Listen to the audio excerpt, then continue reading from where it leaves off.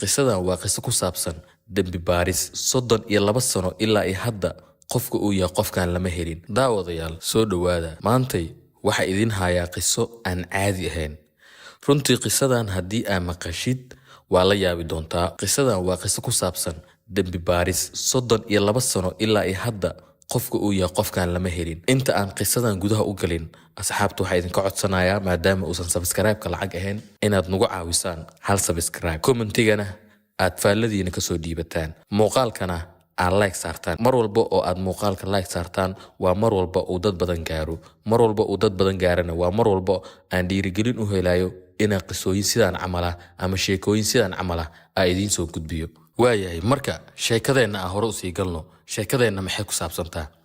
Sheekadeenna waxay ku saabsan tahay nin ayaa afduubtay diyaarad. Ninkaasi diyaaradda afduubtay FBI-da Mareykanka ugu yaraan waxa ay raadinaysaa muddo ka badan 40 sano ama muddo ku dhow 30 iyo xoogaa sano.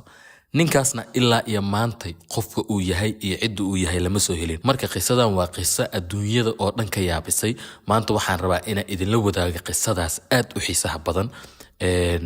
soo dhawaada channelkana subscribe saara, like-tana muuqaalka aad ayay u ballaarisaa oo aad ayay dad badan u gaarsiinaysaa. Fadlan ka iloobin channelka inaad like saarto muuqaalkan. aad iyo aad u mahadsantiin. qisadeena hadda aan gudaha u galno. xilli galab ah oo lagu qiyaaso xilliga casirka oo kale, salaada casirka oo kale 1971 nin da'da dhexdhexaadka ah wuxuu soo galay garoonka diyaaradaha caalamiga ah ee Portland ee ku yaalo dalkaasi Mareykanka. Ninkan waxa uu gacanta ku watay boorso u eg boorsooyinka shaqada lagu aado. Ninkan kama baqasno, waa nin iska jawi degan, waa nin da'da dadka 40-meeyada lagu qiyaasa ah. Ninkan sidoo u soo socday waxa uu tagay qaybta tigidhka laga goosto airportka ayuu tagay. Ninkan markuu tagay maadaama wadanka gudihiisa ay tahay tigidhka waxa iska jara kartaa saacadda baxayso oo kale. xilligaas 70-meeyadii sharciga sidaas u ahaa. qaybta tigidhka markuu tagay ninkan tigidhku iska iibsaday. tigidhka markuu iibsaday yarkii jooga meesha tigidhka laga iibinayay ayaa wuxuu weydiiyey magaciisa. ninkan maba iska waalin, tartiib wuxuu ku yiri magacayga waxaa la yiraahdaa Dan Cooper. Dan Cooper ayaa magacayga la yiraahdaa ayuu yiri. ninkii tigidhkana waa uu weydiiyey xagee ku wajahantaa u dhaca. wuxuu yiri waxaa ku wajahanahay waxaa rabaa Seattle Washington inaan aadaan rabaa. wuxuu iska soo baxay tigidhkiisu iska soo goostay. magaciisa wuxuu ku sheegay Dan Cooper. wuxuu soo raacay 36 qof. diyaarad ay saarantaa 36 qof iyo 6 shaqaale ah oo diyaaradda shaqaalaheeda ah. flight-ka uu raacay waxaa lagu magacaabi jiray 305 ama 305 Northwest Airlines. diyaaradda Northwest Airlines ayaa 305 flight-ka 305 diyaaradda Northwest Airlines ayuu raacay. Cooper waxa uu fariistay qaybta dambe diyaaradda. maba ka qasna ninkan tartiibtiisa. qaybta dambe diyaaradda markuu fariistay wuxuu dalbaday sigaar iyo cabitaan. xilliga waa ogtihiin waa 70-meeyadii. sharciyadan hadda in diyaaradda khamriga la diido, balwadda daraagiska in lala koro la diido, waxaas xilligaas ma jirin. marka ninkan waxa uu iska dalbaday sigaar iyo cabitaan uu iska dalbaday. raggii diyaaraddana tartiibtooda way u keeneen cabitaankii iyo sigaarkii qaybta dambe ee kursiga ugu dambeeya diyaaradda uuna fariistay ninkan. cabaar yar markuu joogay oo cabitaankiisii iyo wixiisii ninkan loo keenay, wuxuu ish ugu baaqay ama uu ish u jabiyey gabar ka mid ahayd shaqaalihii diyaaradda. gabadhii markay aragtay ninkan inuu u baaqaayo waxaa istiri ugu yaraan ninkan nin reer magaalo waaye oo wax inuu kuu dirsado ama cuntoo kale ama musquloo kale wuxuu u baahan yahay. gabadhii si tartiiba waa u soo aaday. ninkii u timaaday. ninka markay u timaaday wuxuu u dhiibay waraaqad ay wax ku qoran yihiin ayuu u dhiibay. gabadhii waraaqadii markuu u dhiibay far uu gacantiisa ku qoray aa loo maleynayaa. far uu gacantiisa ku qoray, qoraal uu gacantiisa ku qoray aa waraaqada ku qorneed. gabadhii si tartiib ah waxay samaysay waraaqadii akhrisay. waraaqadana waxaa ku qornaa aniga waxaan wataa bambo. boorsadu waxa ay ku jirto ee aan wato waa bambo. gabadhii markii aragtay ninka inuu bam wato tartiib dadka kalena maysan dareensiin. way fiirisay waxay tiri maxaa u baahan tahay. ninkan si uu gabadha u xaqiijiyo oo gabadha uu u cabsi geliyo wuxuu sameeyay boorsiisu furay. boorsiis markuu furay wuxuu tusay 8 xambo oo miinooyin iyo bam ah ama waxyaabaha qarax sameeya ninkan inay ugu jirto boorsada. gabadhii markay aragtay way aamintay ninkan inay bahasha barnaamijka serious ka yahay oo inuu diyaar u yahay inuu dadkan afduubto ama diyaaradan afduubto way dareentay. marka waxay tiri maxaa u baahantaa? markaasuu wuxuu ku yiri waxaa u sheegtaa dadka diyaaradda wado ama kabtanka ama bayloodka diyaaradda waxaan u baahanahay $200,000 u baahana. dalabkiisa marka waxa uu sii raacay diyaaradda markay Seattle ka degto garoonka ay u socdaan in diyaaradda shitaal loogu shubo. sidoo kale haddana wuxuu yiri waxaan u sii baahnaanayaa markii diyaaradda shitaal lagu shubo telefoon aan ku hadlo.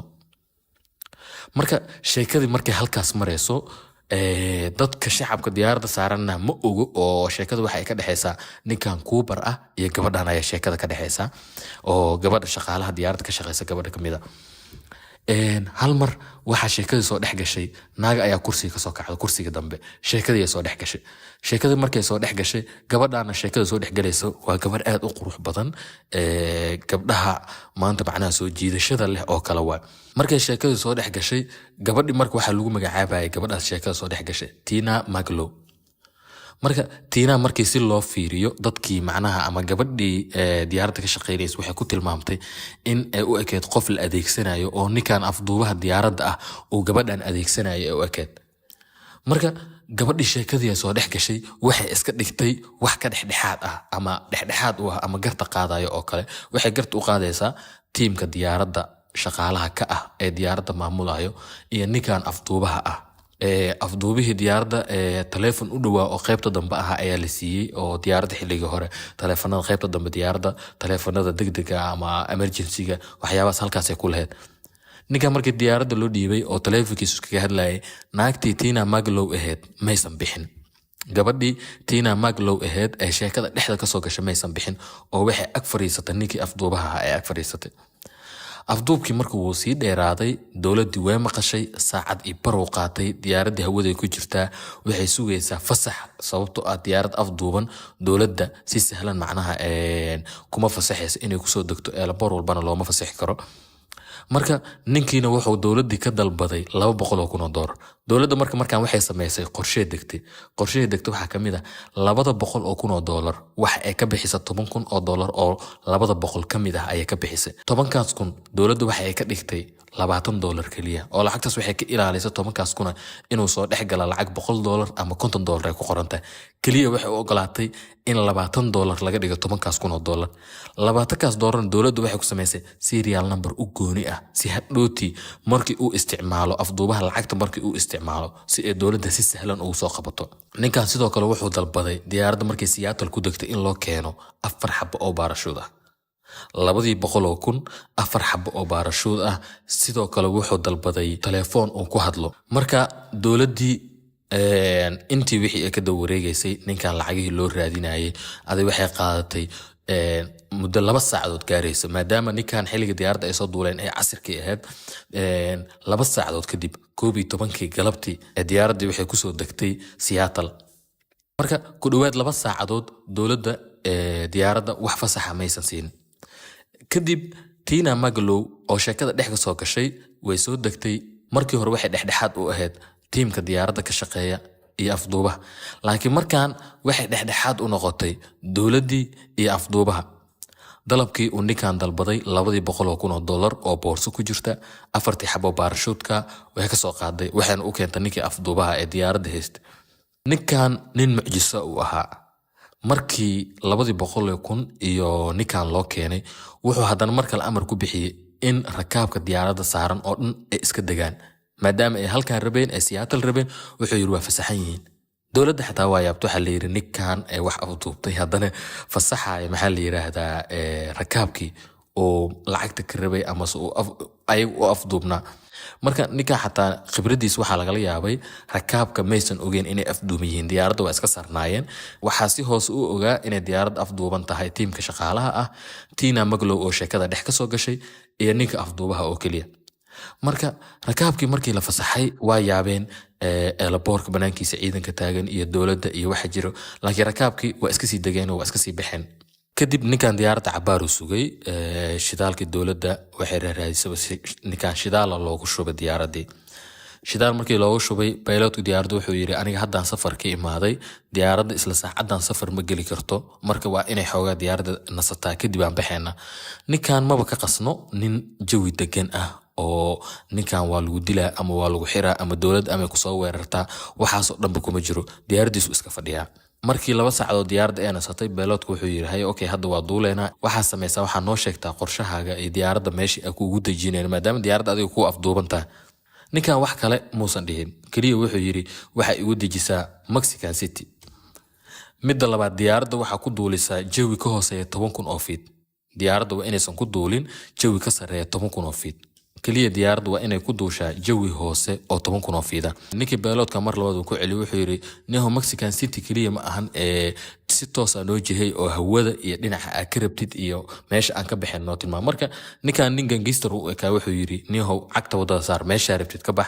laakiin aniga waxa igeysaa Mexican City marka waxa ku soo laabto pilotkii wuxuu yiri Mexican City maadaama ay aad u dheer tahay anaga hadda ma gaarno waxa sameeynaa inaan diyaaradda meel dhex transit ku noqono oo adigana wax dhibaato aan lagu geysanin diyaaradana caafimaadkeeda iyo anagana badqabkeena waxyaabahaas ku jirta marka ninkan wuu ogolaaday waxa la soo jeediyay meel la yiraahdo Phoenix iyo meel la yiraahdo Yuma ama Reno saddexdaas mid kamid in diyaaradda ku degto kadibna markii saacad iyo bar iyo xogaa meeshaas ku ahaato transit in diyaaradda kadib dib u duusho oo ninkan meesha rabo lagu dajiyo ninkan ma ka qasna jawigiis waa u fadhiyaa heshiiskii waa dalbaday heshiiskii waa iska aqbalay okay yiri meesha rabtiin lagu dajiya waayaha la yiri ninkan waxa la sugayay in lagu dago Reno ayaa go'aan lagu qaatay in lagu dago laakiin ninkan wuxuu sameeyay diyaaradii markay duushay oo ay hawada gashay 3 saacadood wax ku dhow camal oo hawada ay ku jirtay ninkan wuxuu sameeyay hal mar oo amar soo jeediyay amarku soo jeediyay waxa kamid ahaa Tina Maglow oo asaga asxaab dhow u ahayd maadaama ay dhexdhexaad u kala ahayd oo garta ay kala qaadaysay wuxuu yiri saacadan kadib markii la joogo wax buuq uma baahni iyo in la qaso waxa sameeysaa maadaama Tina Maglow kaliya ay ka hartay wixii rakaabka diyaaradda saarnaa wuxuu yiri waxa sameeysaa inta ka kacaysa duuliyaasha diyaaradda qolka ay ku jiraan tagaysa kadib markaa gashidna albaabka qolka diyaaradda waa inaad soo xirtaa mar rabo yiri wax buuq ah marka xilligaas waxay ku dhowdaa wax lagu qiyaasaa 1 saac iyo bar 2 saac habeenimo oo xilliga fiidnimada ah ayaa lagu qiyaasaa jawigana waa mugdi cirka waxa la yiri daruuro ah ku jira marka ninka odayga Tina Maglow uu iska buriyay oo Tina Maglow markay meesha ka kacday albaabka markay si xireysay oo qolka pilotka ay ku jiraan iyo tiimka shaqaalaha ay si galeysay Tina Maglow waxyaabaha aragto waxa kamid ahaa ninkan oo taagan diyaaradda qaybta dhexe maadaama diyaaradda laba qayb ay tahay kuraasta qaybtan iyo qaybta dhexe ee diyaaradda wuxuu isku aadiyay albaabka dambe ee diyaaradda qayb dambe ee albaabka ah ee laga baxo diyaaradda ama markii uu yimaado waxyaabo maxaa la yiraahdaa oo emergency ah uu yimaado marka ninkan qaybtii dambe isku aadiyay Tina Maglowna waxay tiri markii igu wardambeysay arkay ninkaas halkaas u taagnaa wax kale oo aan ka warqabo iyo ma aqaan marka pilotkii diyaaradda ayaa la wareystay pilotka diyaaradda wuxuu yiri markii Tina Maglow noo soo gashay qolka eena nagu amartay inuu yiri ninkaas qolka hal la xiro wax yar oo daqiiqada ah kadib waxa maqalnay diyaaradda in qof ka degay ama qof ka boodo oo kale ninkan wuxuu ku booday meel mugdi ah jawi mugdi ah haween mugdi ah daruuro roob socdo jiheeye iyo wax aanan la kala sixi karin ayuu ninkan ku booday marka ninkan sheekadiisa waxa laga la yaaban yahay iyo ninkan sida loo dambi baari waayay waxay ahayd midaanay ahayd sababtoo ah qof saq dhexe diyaarad ka booday oo lacagtii 200 oo kun wata maxaa la yiraahdaa bambadii wata waxba kama uusan tagin laakiin 4 baarashuud 2 baarashuud kamid ah ayuu qaatay 2 baarashuud kamidana wuu ka tagay dowladdii markii diyaaradii la afduubtay oo ay kacday waxay meel dheer ka soo kicisay 2 diyaaradood ay meel dheer ka soo kicisay oo diyaaradahan ay ku waardiyeynaysa maadaama xilli habeen ahayd ninkan xilli uu diyaaradda ka degan lama aqoon teeda kale qof walba oo diyaarad saarnay ama tiimkii diyaaradda ka shaqeynaya wuxuu ku soo xiro qol marka ninkan meesha uu ku degay jihada uu ku degay qof qiyaasi karta ma lahayn marka FBI-dii Mareykanka 2 diyaaradood ayay diyaaradda soo daba dhigeen laakiin xoogaa aad uga fogaayeen waxay rabeen ninkan meesha uu ku dago inay ilaaliyaan asaga maysan ogeyn ninkan inuu diyaaradda ka boodaayo laakiin diyaaradda meesha uu ku dajista ninkan inay ka daba degaan oo afduubaan diyaaradii markii uu ninkan ka booday diyaaradii qaybta hoosana ay furan tahay waxa dhacday in diyaaradii ay airportka Reno ku degtay airportka Reno markii ay diyaaradii ku degtay FBI-da diyaaradii iskugu imaadeen si ay ninkan DNA-giisa ama wax un ay u helaan. marka ninkan nin aad sigaar u cabayo ahaa, sigaarka dabadiisa oo 8 xaba camal ah, dhaladii qamriga xataa wuu qaatay. marka 8 sigaarkaas iyo waxa laga arkay labadii baarashuud diyaaradda waa la baaray inuu ninkan bambooyin iyo waxyaabo diyaaradda geliyay, waa laga waayay. ninkan waxay noqotay in la weydiiyay dadkii diyaaradda saarnaa, ninkan siduu u ekaa, ninkan muxuu ahaa, ninkan xaguu ka yimid. dadkii diyaaradda saarnaa markii la wareystay waxay isku raaceen, ninkan waxay dhaheen waa nin da'da 40 sano dadka jira ah. ninkan waxay dhaheen nin dheer ma ahayn, nin gaabanna ma ahayn. wuxuu xirnaa ninkan jaakad suud ah oo madow, sidoo kale wuxuu ka hoos xirnaa shaati cad, sidoo kale wuxuu wata kaba madow, suun madow, gacmaha galoofisa ugu jiro sida la sheegay, koofi madowna waa wata. adi ninkan wuxuu u ekaa haddii aad taqaanid maafiyada talyaaniga oo meesha taagan oo ahaa. marka baaritaan dheer ee FBI sameeyeen, sawir gacmeedyo badan ay sameeyeen, tilmaamyo badan ay sameeyeen, 2 sawir ay soo saareen. sawiro badan waa soo saareen, laakiin 2 sawir aad ugu dhaweyd ninkan inuu eg yahay sida dadka tilmaameen oo kale. marka ninkan waxay bilaabeen inay baaraan, ay si walba u baaraan, maadaama ninkan uusan baaritaankiisa fududeyn, sababtoo ah nin samada ka soo booday, dhulka meesha uga soo aadi karo ama uu uga degi karo cid taqaana ma lahan. sidoo kale ninkan magacii uu sheegtay, dowladda xataa waxay samaysay inay magacii ay sheegtay ee dowladda ka baarto. ninkan sawirkiisii ee dadku sawireen iyo magacaas qof lehna waa la waayay oo da'da 40 sano u eg. ninkan waxay noqotay in baaritaankiisa gudaha loo galo. markii uu boodayay, diyaaradda ka boodayay bisha November lagu jiray. dambi baarayaasha waxay isdhaheen bisha November intii ay ka dhammaanayso ninkan aa u kaadino, sababtoo ah bisha November markii ay dhammaato waxaa laga yaabaa ninkan maadaama 200,000 uu qaatay inuu kharash gareeyo. marka 200 markii uu qarash gareeyo, 200 waxaa ku jirtay 10,000 oo dowladda si qorsheysan ee lacagta ugu soo dartay oo serial number gooni ah leh. marka serial numberkaas waxay rabaan inay ku raadiyaan ninkan. bishii ninki waa loo nastay. bishii December dowladda waxay bilaabeen inay ninki baaraan, inay lacagta hawada soo gashay meel walbo, bangiyada inay tagaan, maxaa la yiraahdaa supermarketyada inay tagaan, meel walbo. xataa dowladda waxay sameysay olola ah inay macnaha lacagta tiradooda qaar ee dadka ogeysiisa ee tiri qofkii arka lacag tiradaas leh waxaan siinaynaa abaalmarin intaasoo $1,000. marka dadkiina waa iska cabsadeen oo qorshahaasi waxyaabahaas ma gelin, dadkii barnaamijkaas waa ka dhaceen. adigu wuxuu noqday barnaamij aan macnaha dowladda aan lagu taageerin oo dadkii way ka aamuseen, qof walbana waa ka gaabsaday. maalina waxaa dhacda marka 10 sano kadib markii laga joogo, ninkaas wuxuu booday 1971 ahayd markuu diyaaradda ka booday. 10 sano mar laga joogay 1980 wiil yaroo lagu magacaabo Brian Ingram. wiilkaas maalin wuxuu sameeyey, haddii aad taqaaniin dadka xeebaha iyo meelaha qabow iyo waxyaabahaas ku nool waxay sameeyaan inay dadka cadaanka ah oo kale inay samaystaan waxyaabo la yiraahdo cabin oo dhulka inta qodaan ay dabka shitaan oo ay teendho dhistaan, waxyaabahaas inay meelahaas ay durduurka iyo xeebaha ay ku sameeyaan. marka wiilkan maalin xilli galaba wuxuu isku dayay inuu cawada cabin oo kale uu sameeyo oo meeshan baadiyaha oo kale ku noolaado, meel xoogaa xeeb ahayd. wiilkii yaraa wuxuu sameeyey inuu xeebta qoday oo meel godo ka qodo uu rabay, uu kadibna qoryo geliyo. qoryaas markuu geliyna uu dabka shito oo habeenkaas qabowga kaga gudbo, meeshaas baadiyahan uu iskaga nasto. ninkan markuu qoday $5,000 oo lacaga uga soo baxday. weliba $5,000 ma ahane $5,880 oo lacaga uga soo baxday. wiilkii yaraa wuu yaabay, lacagtii wuu qaaday, waalidkiisu u geeyey. waalidkiis naftigiis lacagtaas tirada badan waa ka yaabeen, way qaadeen, FBI-da u geeyeen. marka FBI-da markii loo geeyay, lacagta FBI-da markay baartay waxaaba ku yaalaba 5,000 waxaa kamid ah lacag ku jirta oo serial numberkii ee dowladda raadinaysa kamid ah ee is yeesheen. lacagtan sidan u badan oo 5,000 ah iyo serial numberka lah maxaa la yiraahdaa 10 sano kadibna xeebta la qoday oo qofkan ka keenay, weliba godka god dheer ma ahayn. marka way ka shakisay, dib waxay isku dayday macnaha inay dowladda baaritaan kala sameyso oo ay baaritaan aad u dheer sameyso. marka waxaa aad u yaab lahayd wiilka meesha uu lacagta ka helay waxaa lagu magacaabaa xeebtaas waxaa lagu magacaabaa Tina Bar. sidoo kale haddii aan sheekada la socotay waxaa jirtay naag lagu magacaabay Tina Maglow oo hadayta ku sheegnay inay u akeed naag u adeegaysay ninkan la yiraahdo Cooper.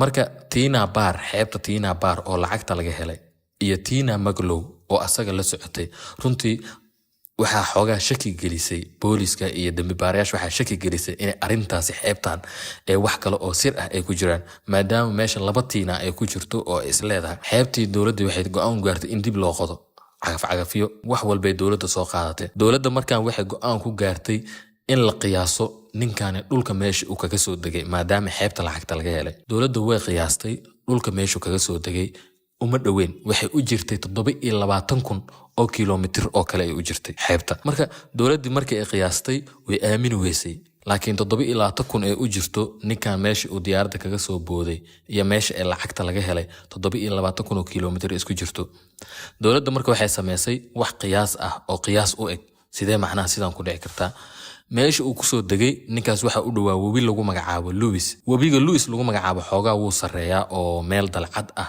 ayuu saaran yahay waana webi yar webigaas waxa ka hooseeya webi lagu magacaabo webiga Colombia marka dowladda waxay tiri ama macquul tahay ninkaani maadaama uu halkan diyaaradda kaga soo booday oo meeshan u dhow webiga Louis uu ku degay kadibna 5,000 uu asaga iska tuuray oo webiga uu ku tuuray markii uu tuurana webiga oo lacagtii soo qaaday uu webiga Colombia ku daray webiga Colombiana kadibna uu ku daray xeebta Tina Bar kadibna lacagta isaas xeebta ku timid ee xeebtana lacagtaas ku duugantay laakiin suurtagalnimaas dowladda xoogaa macquul waa la noqon weysay maadaama webiga Colombia biis uma socdaan dhanka xeebta Tina Bar uma socdaan way ka soo horjeedaan waxay u socdaan dhanka kale marka dowladdu way qaadan weysay waxay tiri maadaama biis ay halkan u socdaan sidoo lacagta xeebta ku keeni kara marka arrintaasina taas sidaas fashil ku noqotay kadib dowladdu waxay sameysay maadaama webiga dhankan u socdo oo dhankaas u socon baaritaan kale sameysay ninka meesha ku soo degay wax isku dayay inay dowladda baarto laakiin ninka meesha ku soo degay meel la baari kara ma ahayn sababtoo ah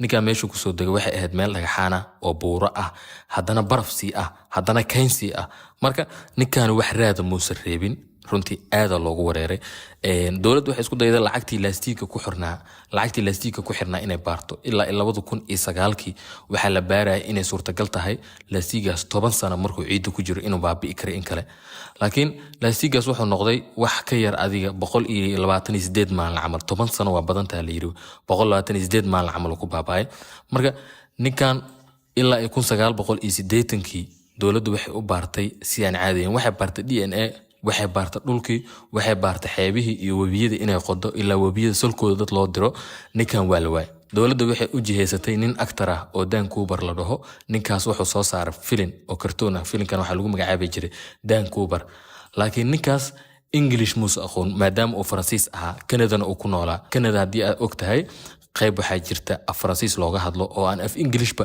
waxaas laga aqoon marka ninkan markii ay dowladda Mareykanka soo qabatay ninkan wax English ma yaqaanabo waa actor Faransiis ah oo af Faransiis ku hadla laakiin dhalasho ahaan ka soo jeeda dalka maxaa la yiraahdaa Canada ninkan Dan Cooper waxa lagu qiyaasan nin ahaa kamid ahaa ciidamada cirka oo gaangiis noqday maadaama ninkan shaxdii uu degay iyo qaabkii uu wax u qaatay cid soo saari karta la waayo oo FBI-da ay weysay muddo 40 sano ay raadinayeen 2019kii dowladda Mareykanka waxay go'aan ku gaartay in kiiskaas la xiro maadaama ninkaani 200,000 qaatay aan wax cadeyna reebin fara laga heenin wajigiisa saxda la aqoonin maxaa la yiraahdaa xataa dowladda waxay isku dayday muddo 10 sano inay ilaaliso qof Dan Cooper la dhahayo ama dhintay ama nool ninkan waxa kaaga sii daran markii uu diyaaradda ka soo booday inuu nool yahay iyo inuu dhintay iyo inuu cid sheegi kartaa ma jirto xaashan cid sheegi kartaa ninkan inuu nolol ku baxsaday iyo inuu dhintay marka ninkaas wuxuu noqday nin 40 sano la baarayay qofka uu yahay ilaa ay maantane